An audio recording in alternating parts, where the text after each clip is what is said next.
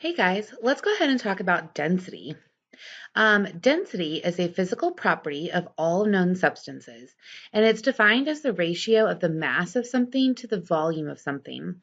And it has a unique quantity for every element. So, copper has its own density, and that's different than the density of gold, and it's a very defining characteristic. So, we can use the density to identify different materials. There's lots of different units for density because it is mass over volume. It can be any unit of mass, which could be grams or kilograms, to any unit of measure for volume. And because volume has liquid measurements and solid measurements, then there are a lot of possibilities for our units for volume. So here are some common ones: grams per liter or grams per cubic meter. Because remember, the cubic meter is going to be the solid measurement for volume. The one that's probably the most common is grams per milliliter. That cube should not be there. It should be grams per milliliter, or another way to write this is grams per cubic centimeter. So here's our formula for density. Definitely make sure you get this in your notes. Density equals the mass over the volume. And I have a really handy dandy way to figure this out. Okay, so up here in the corner, you can see this kind of weird looking triangle. Anytime that you have a formula that has like a ratio of three different parts, you can put the parts into a triangle, and then that will help you solve for any of those three components. So for example, here's D, that stands for density, the M stands for mass, and the V stands for volume. And this line right here means to divide. And then this line right here would signify to multiply. So if we take density, if we're looking for density, then we're going to cover up the D, and then we know it's mass divided by volume.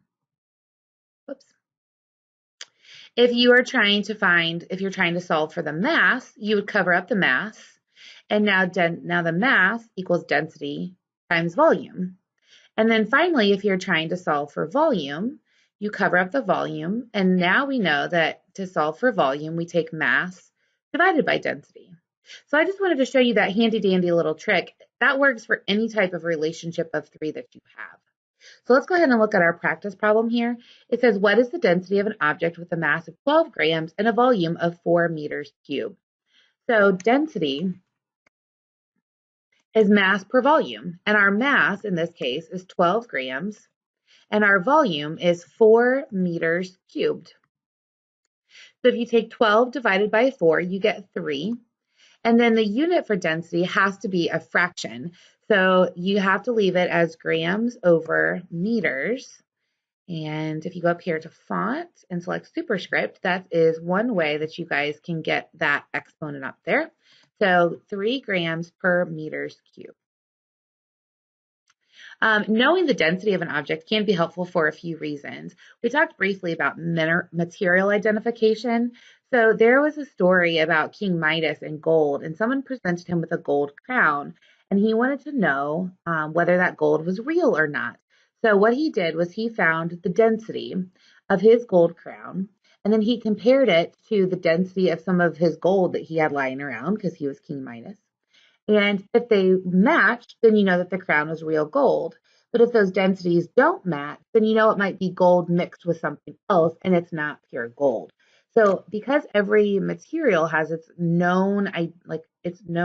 has its own density, we can use that to help identify materials. We can also compare the densities to see whether it's going to sink or float.